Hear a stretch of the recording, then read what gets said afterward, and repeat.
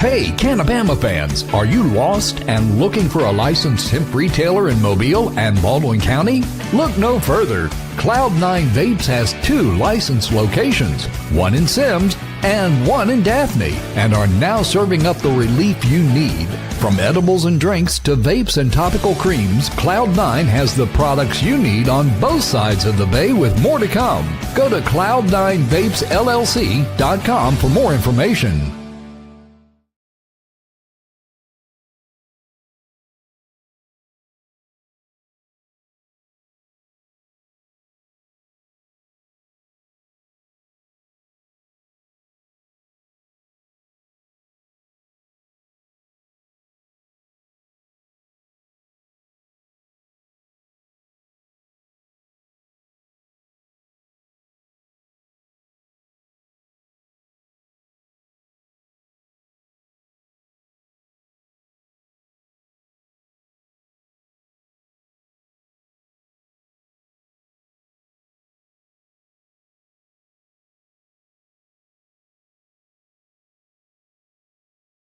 Hey, Cannabama fans, are you lost and looking for a licensed hemp retailer in Mobile and Baldwin County? Look no further. Cloud9 Vapes has 2 licensed locations, one in Sims and one in Daphne, and are now serving up the relief you need. From edibles and drinks to vapes and topical creams, Cloud9 has the products you need on both sides of the bay with more to come. Go to cloud9vapesllc.com for more information.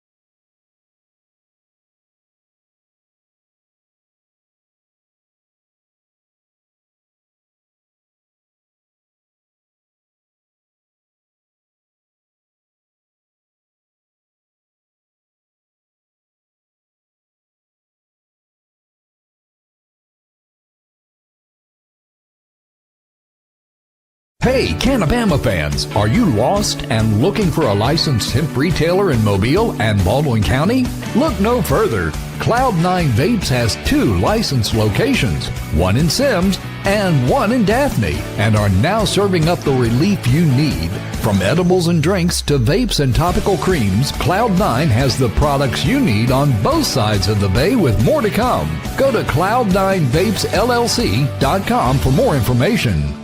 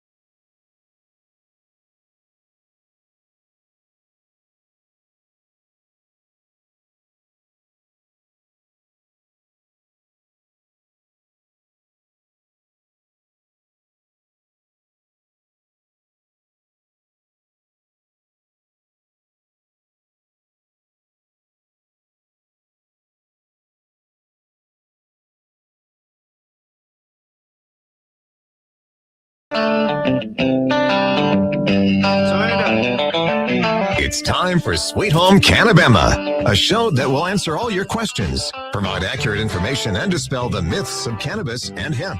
You can have your specific questions answered by emailing Jennifer Boozer Stewart at gmail.com or text or call 251-343-0106. And now, for all things cannabis in Alabama and beyond, here's your host, Jennifer Boozer Stewart. Welcome to the show, everybody. I'm Jennifer Boozer Stewart. I'm your host. You're listening to Sweet Home Cannabema Radio right here in Mobile, Alabama, broadcasting every Monday night at 7 o'clock from FM Talk 106.5 Radio. And also, we are live streaming from YouTube and Facebook, Instagram, all the social media pages. But you can watch us live on YouTube at the Sweet Home Cannabema YouTube channel. If you are watching online, share it, subscribe, help us out. It is my birthday this week. So if you are so inclined to get me a gift, I would love a donation toward this show. We are running on fumes. I'm not even going to lie. But I would love to be able to continue to do the show. And so if you would like to Cash App or Venmo us, our Cash App is $SHCB Radio 1, and our Venmo is SHCB Radio. I will be 48, so I am on the downhill slope of my 40s. And it's interesting because I think my 40s have definitely been the most interesting decade of my life. I started Cannabema when I was 40, turning 41, and went through a divorce, a global pandemic, and then all of the legislative nightmare that we've been through, and then closed the business. And so it has definitely been an interesting 8 years, and I'm just happy to still be here talking to you guys. So, I was born on Easter Sunday in 1978, so it's always Easter on my birthday. And I hope you guys are going to have a great Easter weekend celebrating with family and friends. I know Easter is a great time to remember that Jesus died for our sins and was put in a tomb for 3 days and rose again so that we could be in heaven with him someday. And I don't care if that makes you uncomfortable. It is the truth.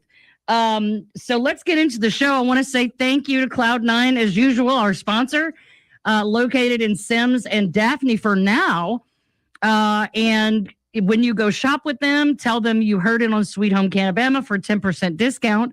Tomorrow, the city of Mobile will be voting to approve hemp retailer licenses for over 20 businesses within the city limits. And that includes 2 more locations of Cloud9 on Airport Boulevard, not far from where we are sitting right now. And then another on Rangeline Road.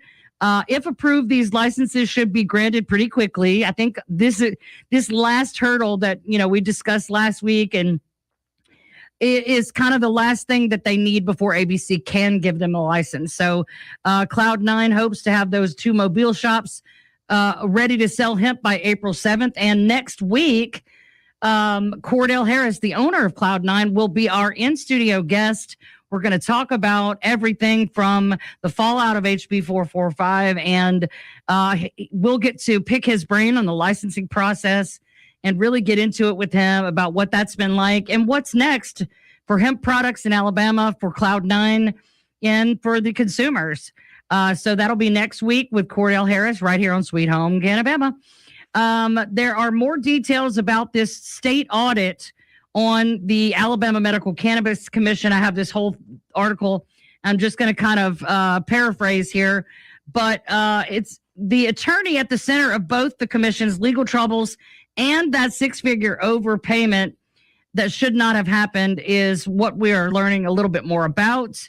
They were authorized to spend $400,000 on their legal contract, but they ultimately paid $604,000, exceeding the legal limit by more than $200,000.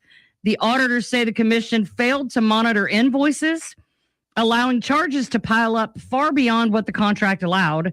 When the AMCC later refused to pay those fees, Webster Henry, the law firm, filed a claim with the Alabama Board of Adjustment, and they approved the additional payment. But this matters because Webster's legal work is directly tied to all of these licensing disputes, scoring breakdowns, and repeated court injunctions that have kept Alabama's medical cannabis program frozen since 2021 when it was passed into law. Multiple lawsuits filed by denied applicants cited flawed scoring systems, inconsistent evaluations, and rulemaking errors, all issues that unfolded under the commission's legal direction. So, we've got this big chunk of money they've overpaid, violating the Open Meetings Act, improperly adopted fee schedules, records management failures, and a commission rule that conflicts with state law. The AMCC has spent more than $7 million since 2022, including over $1 million in legal fees tied to that very litigation. So all of this is happening. In the middle of all of this, we find out that on March 12th, the AMCC chairman, Rex Vaughn, stepped down, and which is adding another layer of instability. No, we don't need any more problems. We got buku problems already.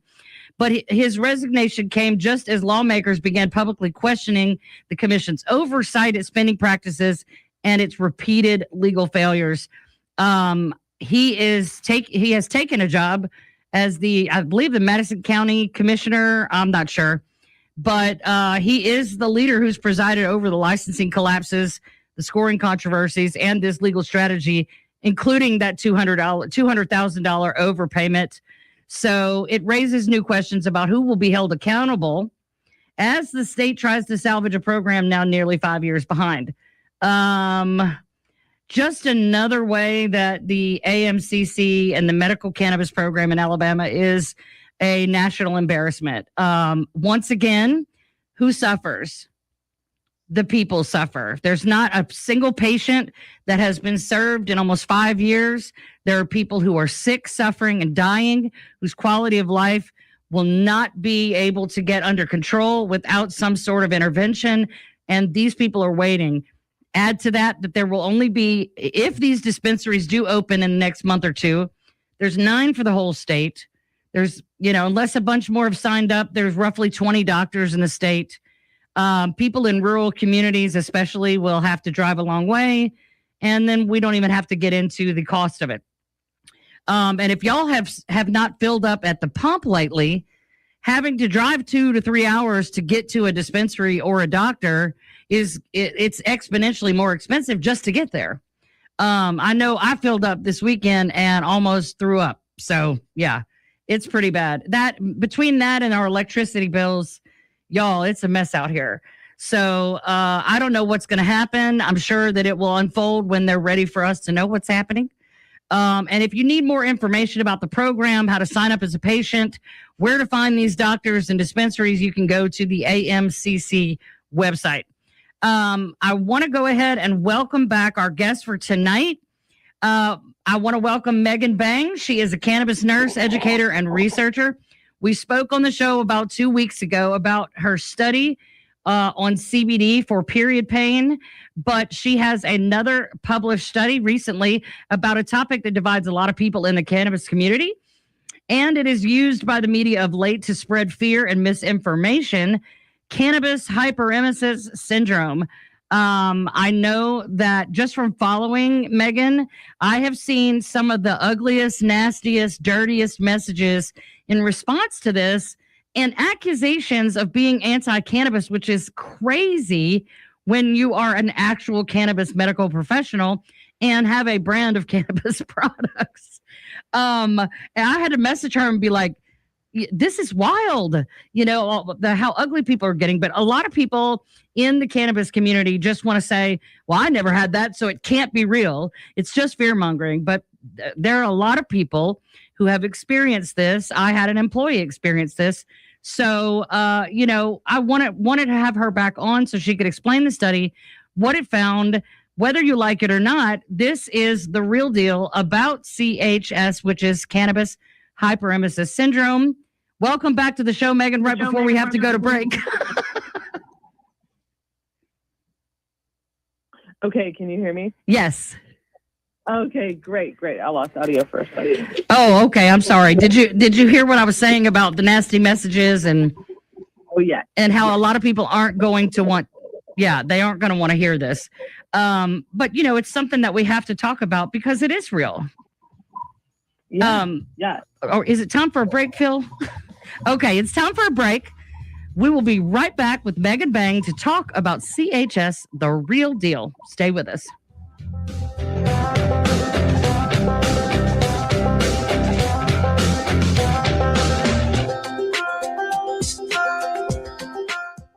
My mom's a breast cancer survivor. The United Breast Cancer Foundation saved her life. Their free breast cancer exam caught the cancer early, and it saved her life. But now the foundation needs your help so they can continue offering free or low-cost breast screening exams, saving more women's lives. Help them by donating your car, whether it's running or not. They'll provide fast, free 24-hour pickup, and you receive a charitable tax deduction, plus the great feeling you'll get knowing your donated car is going to help save more lives. Just call 800-526-7406 to set the wheels in motion. They take cars, trucks, vans, and SUVs, running or not. Call 800-526-7406. The United Breast Cancer Foundation needs your help, and your donation could literally save women's lives, helping them catch breast cancer early, like they did with my mom. Donate today. 800-526-7406. That's 800-526-7406. Right arm, right leg. Left leg, left arm. Both legs above the knee. Both legs, part of my left hand. Lost both my legs in Iraq.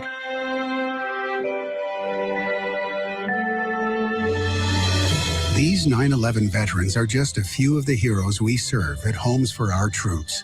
For nearly 2,000 severely injured veterans, everyday life has become filled with barriers. So we build specially adapted homes with features like wheelchair access, roll-in showers, and pull-down cabinets that allow them to function independently and focus on their recovery and family. This life-changing gift of freedom is provided mortgage-free to these veterans, thanks to our donors and supporters.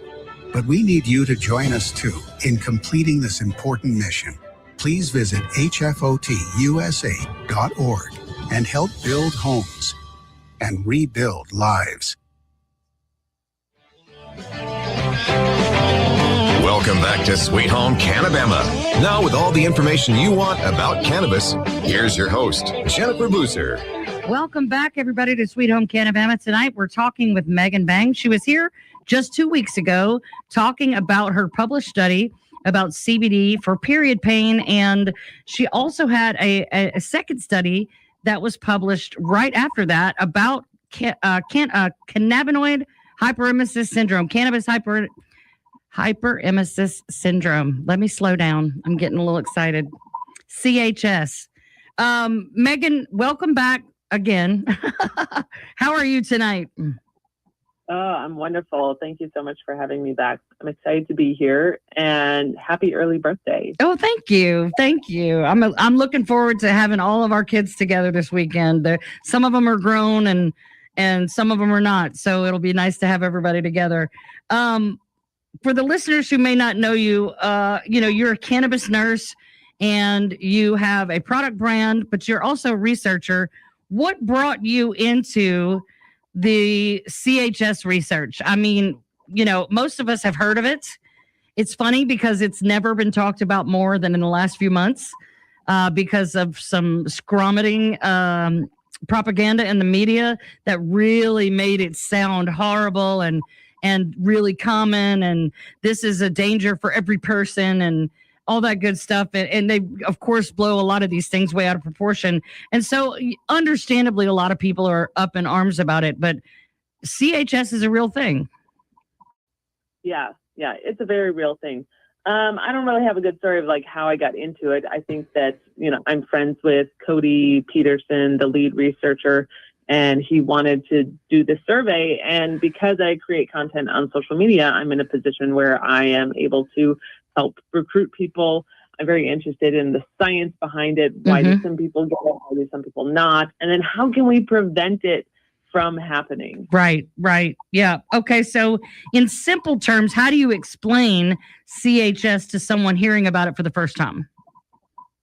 So CHS is this syndrome of kind of this very vague yet specific set of symptoms that we see in people with usually a specific set of genetics. That's why not everybody gets it, but also long-term cannabis users. Mm-hmm. So in those who use heavily or use long-term, and those who are genetically predisposed, we see this syndrome that starts out with early morning nausea, heartburn, maybe abdominal pain, sometimes just like feeling unwell, Mm-hmm. waking up like that. And that can last for weeks to months to maybe even years. Mm-hmm. People are like that. And then what that eventually develops into is the hyperemetic phase. And that's where the severe nausea, vomiting, abdominal pain, quote unquote, scromiting. Right. This is the part that often lands people in the hospital. Right. Needing IV fluids, needing some really hardcore nausea medications. Right. Do you think that people tend to not, well, because most people don't really know that much about it, and which is why we need to talk about it. Do you think that people in the beginning stages that sound pretty mild, they sort of ignore it, or they attribute it to something else, and that gives it the opportunity to grow into something more emergent? Yeah, absolutely.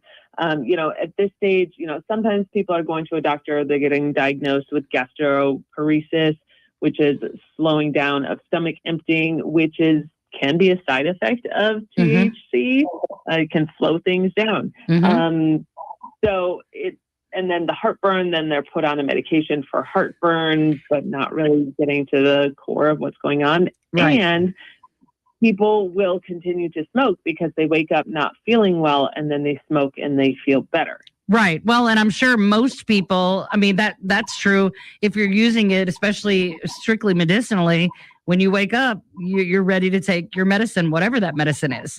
And I believe, because talking to so many people over the last 8 years face to face, so many people believe that, because they've always done it, there's no way that it could eventually turn into something that is excessive or that could harm them. And they refuse to attribute it to. That's why I said, in the beginning, they might be able to do some symptom control and deny this building a situation. But a lot of people do not want to believe that it can do anything but be amazing.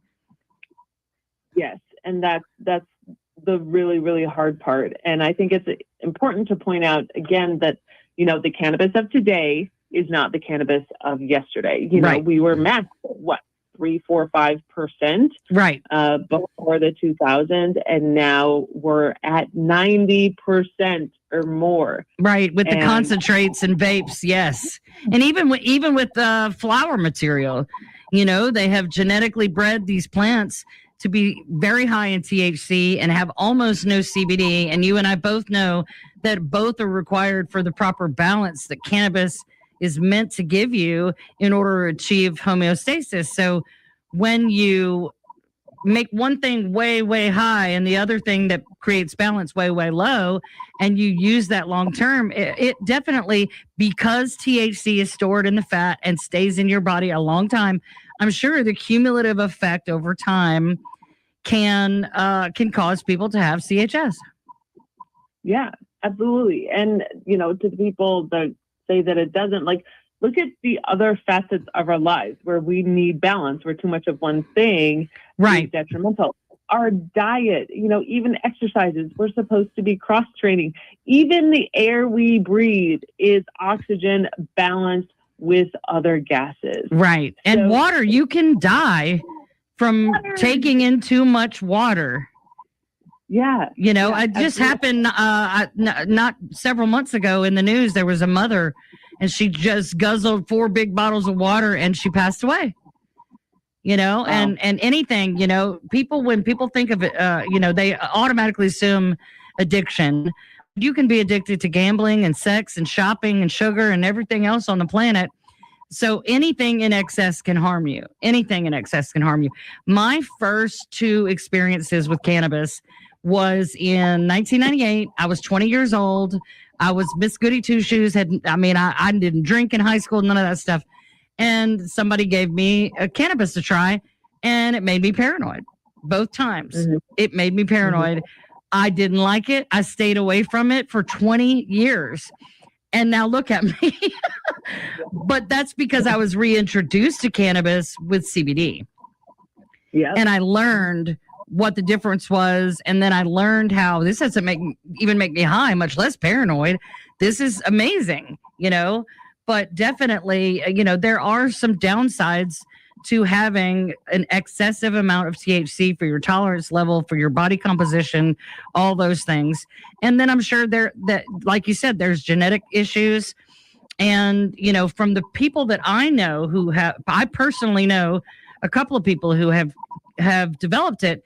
It was during a medical crisis stage where their body was weak, their immune system was trash. One of them, there was a surgery involved. And that's when that happened. Mm-hmm. So there are a lot of factors that would contribute to this, but yes, like you said, anything in excess can be a bad thing. Why do you feel like this study needed to be done now? We thought it was really important to get this study because the existing research, there's no nuance in the cannabis use patterns of those who get it. There's a little bit that touches on it, like how often, but we wanted to know, like, how often are you using? What are you using? How long did you consume before you started having symptoms? How long were you in the first phase? What medications were you on? Mm-hmm. Like all of these nuanced questions that we didn't have answers to, we were in a position to be able to do the survey to get the answers to them. Right. I'm sure, and I'm sure we'll get into this in a bit, but I bet even different methods of consumption and different things like other medications and even your diet would have something to do with that, because cannabis is processed in your screening organs like your liver and kidneys, and if you're ingesting it, it's a digestive thing, as opposed to suppositories or inhalation or topical. There are different ways that people use it, and I'm super curious if there is a difference in the methods of consumption. Well, do you think, especially, the reason I thought we should do the show now when I saw your study was all those articles about scrometing. It was craziness, and it made me mad. It made me mad because it didn't tell the whole story. I've known since long before scrometing articles came out that CHS was real, but it wasn't going down the way they were making it look like it was going down. And combined with all the other propaganda that we face every single day, people just don't want to believe it. They don't want to put it out there. I guess for fear that they'll use it as an arguing point against legalization. What do you think? Yeah, I think that the word scrometing and that whole thing, it's all clickbait. Like, people get fired up about it, and it's clickbait, and they get ad revenue from those articles. So it's like, yeah, it's BS, but it's clickbait. So I think that it's a real problem. I don't think it's as big or as prominent as they make it out to be, but it definitely needs to be addressed so that we can see less of it. Right. And I know someone that, and this doesn't just apply to THC. Sometimes any type of cannabinoid can affect people this way. I've seen someone that had it, got off of cannabis for a long time, got sick, and decided to try just CBD for a leukemia, and even the CBD made them sick. When we come back from the break, we're going to talk more with Megan about CHS, the real deal. Stay with us.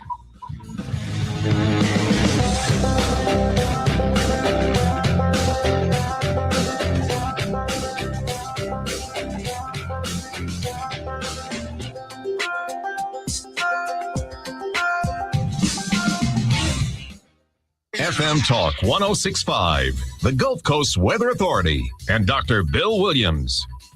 The Gulf Coast can expect patchy fog tonight. Low temperatures will be in the mid-60s at daybreak. For Tuesday, morning fog, then mostly cloudy with a few showers and thunderstorms, highs around 80.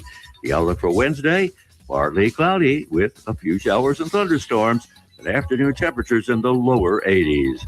This is meteorologist Dr. Boo Williams for FM Talk 106.5.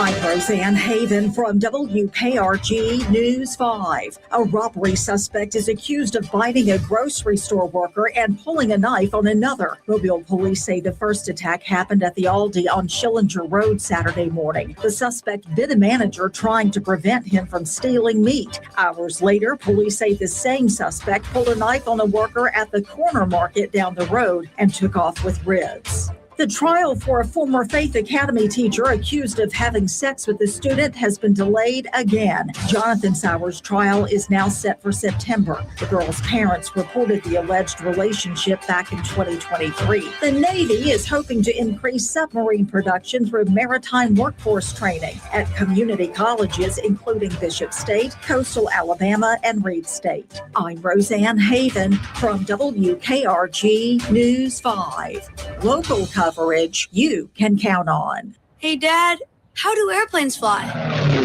What's in this box? Can I touch this? Where does sand come from? Is this tree good for climbing? What happens if I mix these two things together? How are babies made? What does this thing do?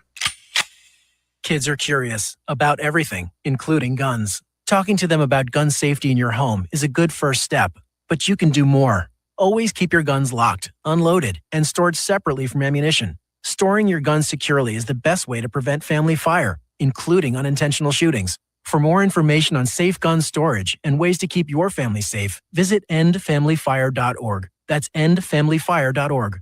What do we keep in the attic? What's this thing called? Can I ride my bike backwards? Like I said, kids are curious. It's up to us to keep them safe. Brought to you by End Family Fire, Brady, and the Ad Council. Welcome back to Sweet Home Cannabama. Now with all the information you want about cannabis, here's your host, Jennifer Boozer. Welcome back, everybody, to Sweet Home Cannabama right here on FM Talk 106.5 every Monday night at 7 o'clock and live streaming from our Sweet Home Cannabama YouTube channel. Tonight, we're talking with Mbengue, a nurse and researcher about cannabinoid hyperemesis syndrome, or CHS. Megan, how did you gather your data? Let's get into the actual study. How did you gather your data, and what made your participant group unique? How we gathered it was just by social media recruitment. And I do have to put it out there that nobody paid us to do this study. We came out of pocket to conduct this research. Right. Much to your hater commenters' dismay, this was not paid for by Big Pharma. Or big alcohol. Or big anybody. Right. No big people paying us to do this research. Right. So yeah, it was just a survey. We recruited people. They had to be 18 and older. They had to have had CHS symptoms, and then one other requirement. And they just filled out a questionnaire online. There were two parts to it. So we just published the results of the first part, and then we are right now writing up the results of the second part. Okay, awesome. What were the key things that you were measuring or looking for? We wanted to look at how people were consuming, their demographics, how long they were consuming, how many times a day, what they were consuming, and the symptoms that they had in the prodrome phase, the symptoms that they had in the hyperemetic phase, where they got their cannabis from, because we won't see, if the symptoms were different. Right. And and then we just compared it, and we had, we split up the women and the men, and there were some very interesting findings. Okay. What were the biggest or most surprising findings that came out of it? Not surprising, but it is the first time it has been found in research that those who are vaping concentrates develop CHS symptoms much, much faster than those who are smoking only. And I'm talking about by years. Wow. You know, talking like around 3 years to around 10 years. Right. Wow. I imagine. I mean, again, that's not the way that God intended us to consume. It is a way to consume, and lots of people like it. I sold plenty of vapes, you know, and people love them. I was very careful about which ones, but I never could do it myself. I would have, no, that's too much. I don't know how people do the concentrates, but some people love them. I am not bashing them, nor am I saying you shouldn't do it. However, you're saying that the biggest result came from people who were using concentrates, such as vaping it, or something like crumble or shatter or rosin or something like that, right? Yeah, the dabbing was slightly different. We didn't, that wasn't very different. The big difference was between the vaping of the carts and smoking flower. Okay. That makes sense, though. Like I said, that makes so much sense. You're less likely to get a naturally occurring terpene profile and things like that. They just kind of put things together and whatever cannabinoids and whatever terpenes or things in it. But that concentration, like you said, I mean, in the 90s, it was like 4 or 5% THC in most flower products. And now, you know, the flower is 25, 30%, but that concentrate being at 80, 90%, it's a massive difference. Yeah, that's a big difference. And I wholeheartedly believe that our ECS was not meant to be blasted with 90% distillate. Right. 6 times a day. Right. I've always been a big fan of the full spectrum, everything that naturally occurs in the plant and the balance. You know, again, I never want a product that doesn't have CBD in it too, because the difference, if you're, I mean, people abuse things and they take it too far and they get dependent on them because now your tolerance level is just obliterated and you have to do stronger and stronger. I think that's a mistake. There's no balance there, and the full spectrum products that have more equal amounts of CBD and all the other cannabinoids, all the other terpenes, the flavonoids, all the things that are in the plant, rather than just being strictly straight THC. Again, if you like that, that's great, but I think you're missing out on the bigger picture. What patterns did you see besides that in the cannabis use or frequency that stood out? I mean, was it more common among people who were inhaling, whether it be a vape or flower, or was there, a concentration of other people? So the majority of people were smoking. Okay. We asked them to select two. Like 75% said they were smoking. Then next on the list was vaping and concentrates. The vast majority of people were inhaling. Yeah. There were some people that were using edibles only. It was like, I think 20 or so. Mm-hmm. A couple of juice beverages, a couple tinctures. There's one person using suppositories.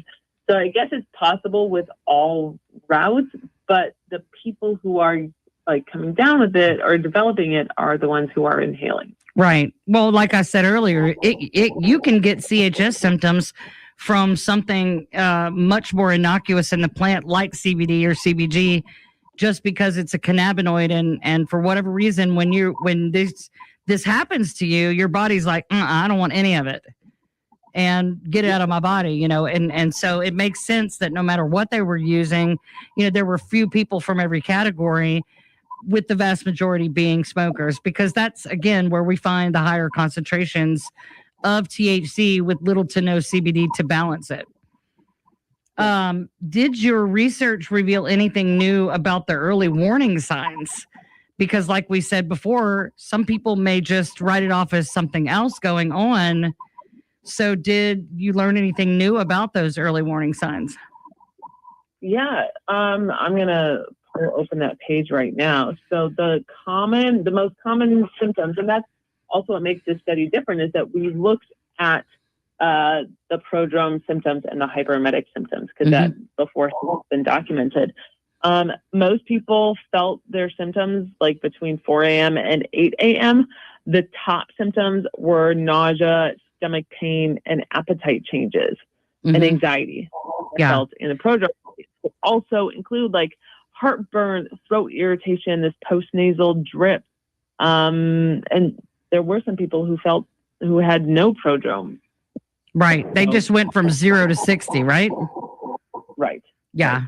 Well, it's funny because I had an employee that developed it, but as long as I've known him, which I knew him when him and my son were in school together, but as long as I had known this kid, he had stomach issues and ended up, it kind of came to a head. His stomach issues were coming to a head, but up until that point, he couldn't eat unless he smoked.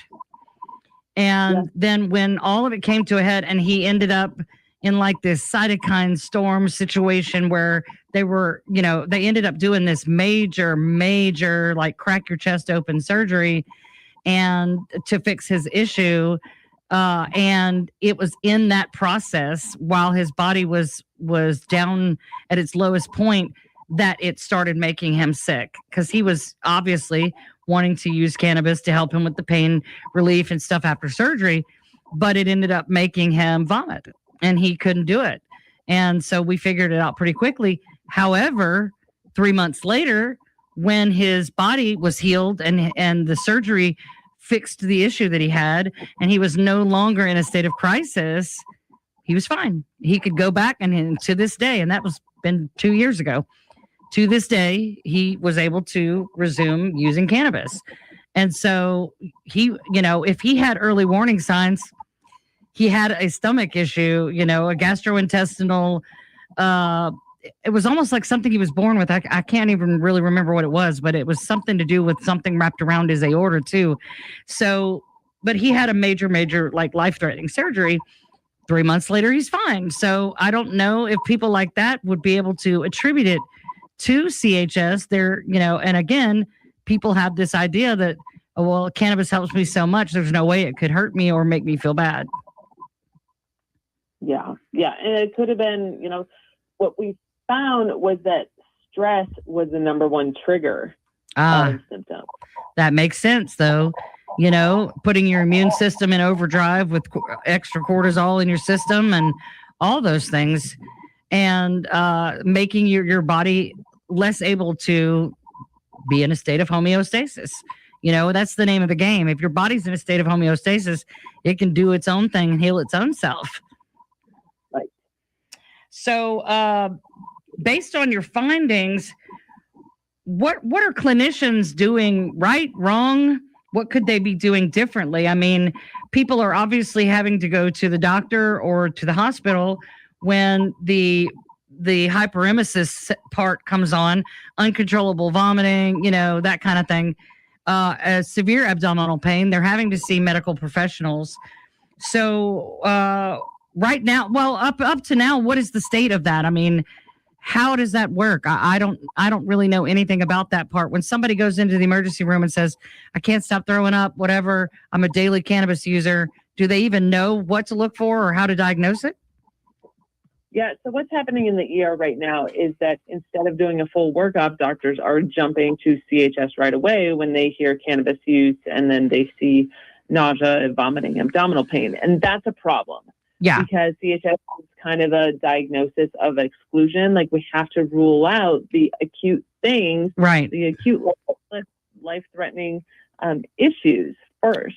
Right, because you could be having some sort of other major issue that your cannabis has been helping you with the symptoms of, and now it's gotten to the point where your issue has overcome cannabis's ability to help you, and you need intervention, but they've just brushed you off because, hey, you smoke weed every day. That could be dangerous with CHS, and that's the problem. And doctors they're right for considering it. They're wrong for not doing a full workup and then not getting the cannabis use history. And that's where our research can help to, bring awareness to, like, okay, in this study, they found that like 96% of people were using at least daily. Right. Wow. Well, and I mean, this goes back to the fact that cannabis isn't taught in medical schools. And so they don't have enough of a base of knowledge to even know what questions to ask, right? Yeah.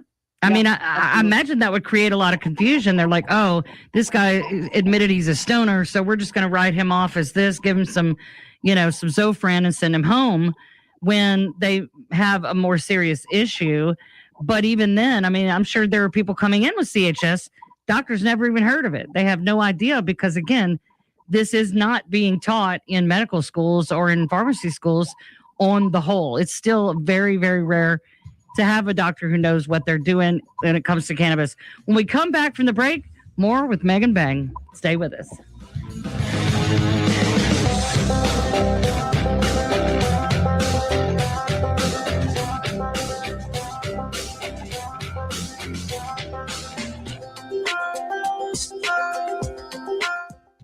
If you or someone you know is struggling with addiction, please call this toll-free number right now. 800-410-4036. That's 800-410-4036. Calling your addiction team. You're taking the first steps to recovery. Don't fight addiction alone. Their advisors are ready to take your call. Your future is still a bright place. The help you need could be one call away. 800-410-4036. That's 800-410-4036. This call is completely confidential. And if you have private insurance, there could be little to no cost to you. Even if you've already been to treatment, give us a call. There is no need to let addiction ruin your life. Take the first step now. Call your addiction team at 800-410-4036. That's 800-410-4036. Make the free call now. 800-410-4036. Your addiction team is a third-party advertiser for various treatment centers and placement networks. Individual results will vary. Visit youraddictionteam.com/terms for more information. You said you'd never buy your kid candy from the checkout aisle. Or forget extra diapers. And never give in to a meltdown. You'd never lick your thumb to clean their face. Never let them have too much screen time. And never bribe them for just one more bite. You say you'd never let them out in public without their hair brushed. Never, ever become a minivan mom. And you'd never give them your phone for a quiet dinner. Calling. Boss. Work phone. So when you say you'd never leave your child in a hot car, no, it can happen. Cars get hot fast, and kids can be at risk in temperatures as low as 60 degrees Fahrenheit. Never happens. Before you leave the car, always stop, look, lock. Brought to you by NHTSA and the Ad Council. Welcome back to Sweet Home Cannabama. Now with all the information you want about cannabis, here's your host, Jennifer Boozer.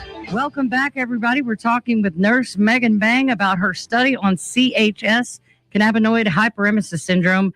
Megan, I want to ask you, if a lot of our listeners are cannabis users, how should users do a better job of informing their doctor or describing symptoms of if they suspect they have CHS to doctors and advocate for themselves better? Like, if it were me, how do I go in and say, here's what's going on with me and here's what I think is happening. Here's my history of cannabis use.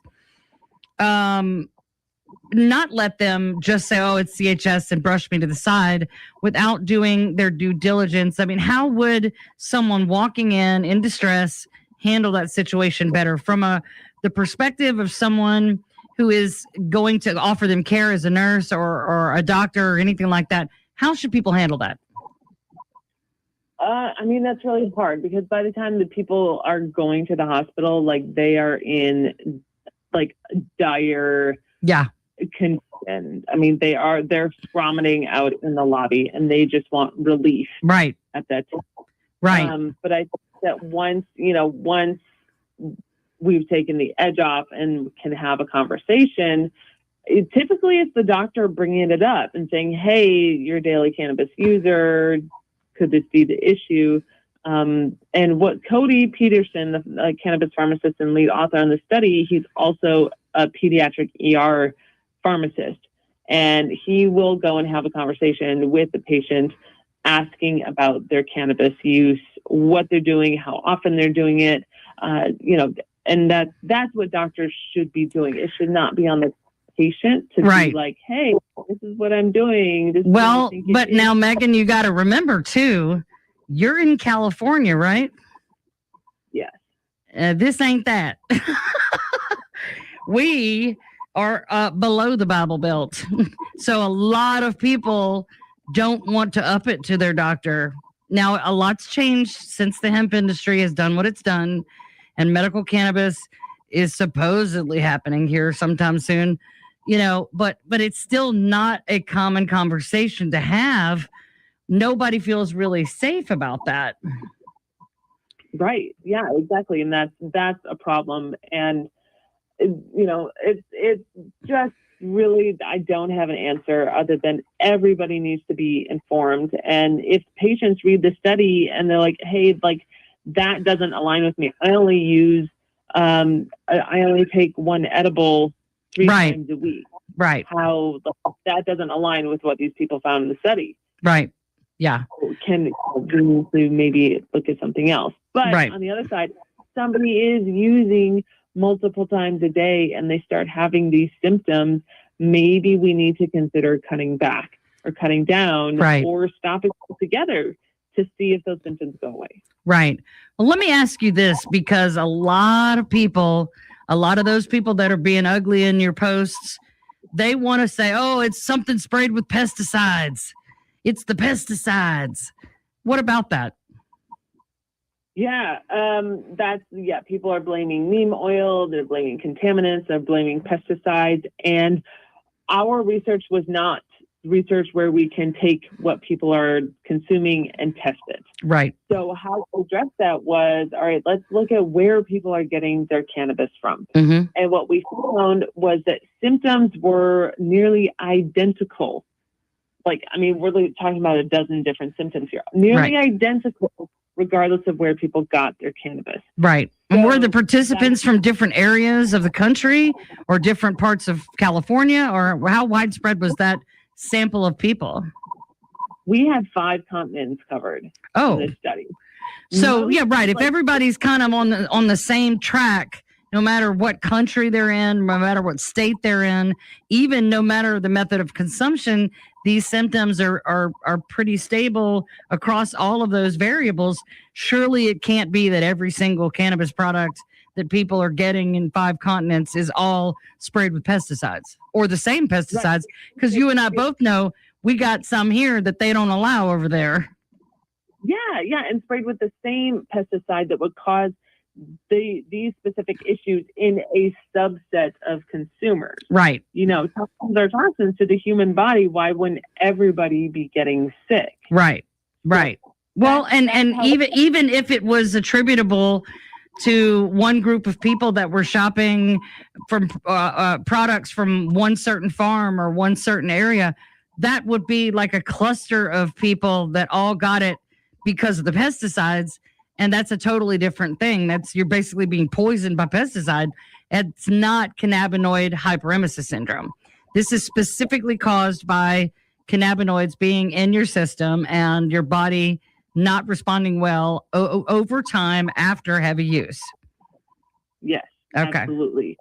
Yeah. I mean, it's easy to blame it on, I've seen all the comments. It's easy to try to blame it on everything but the thing. And again, you won't meet a more pro-cannabis person than me, and I'm sure you, but this is a thing, it's a thing, just like using it as a crutch and becoming dependent on it, as opposed to using it strictly as medicine or occasionally within reason. There are people that always take things too far, and we do ourselves and the consumer and the people like our listeners on the show a disservice by saying, oh, it couldn't be the weed. Yeah. And that's a really hard part to contend with for people. And there's the likelihood of it being a single contaminant across all these markets, globally causing these symptoms. But yet we're ignoring that the underlying consistency is 90%. The cannabis itself. Using THC or some cannabinoids equally as strong as THC that acts on the same receptors. Right. And your volunteers were men, there were women. Some of them, I'm sure, were older. Some of them were younger. I mean, you kind of mix up the demographics, right? Yeah. Most people were, 20s to 30s. So, I think that's Gen Z. Right. They had to be 18 up, but it is happening in younger kids, and it's happening in the older crowd, those who have been smoking for a decade. It's happening with them too. Right. Well, I mean, that goes back to the breeding and the concentration of THC. And then, like you said, these concentrates that are just massively loaded with just THC and not a balance of the entire full spectrum, or at least, a balance of CBD to keep it in check. Or CBG, a lot of people use CBG when they go on a tea break so that they can bump their tolerance back down, because they do push it up too high and they push the envelope. And that's, there's really no reason for that. For people who want to return to cannabis after CHS, I mean, is it possible? I mean, I know somebody who did, so I'm assuming that you had some that did as well. Yeah. So how we did address that, and we asked that question. What's recommended in the literature, in the medical community, all of that is to abstain completely. However, that's not what's happening in the real world. A lot of people will find that if they just cut down and cut back, their symptoms go down or go away. Right. Yeah. A lot of people fall into those habitual patterns of consuming multiple times a day, and then their symptoms come back. Some people cannot even consume a hint of secondhand smoke. Right. If they have CHS. So everybody's a little bit different. Yeah. Yeah. Okay. Tell us where we can find you to support you real quick before we run out of time. Yeah, you can find me at enthia.care online, all over the internet. If people have, if they've developed CHS, we have products and services that can help people cut down their use and just create a better co-creative relationship with cannabis instead of a codependent one. So yes. EnthiaCare.com or at EnthiaCare on all the socials. Okay, EnthiaCare, ENTHEA Care. And Megan Bang, of course, you can follow her. I highly recommend that. Well, thank you so much, Megan, for being with us tonight. We are out of time, but I would love maybe have you back sometime soon for the second half of that study. I think not enough people are talking about this in the pro-cannabis community. And so it people dismiss it. But I think it's important that people like you are open and talking about it. And if you're listening and you haven't been, be kind about it. Next week, we have Cordell Harris from Cloud9. Go shop at Cloud9 for hemp. And Daphne and Sims, tell them we sent you 10% off. God bless. And God bless American hemp. Good night.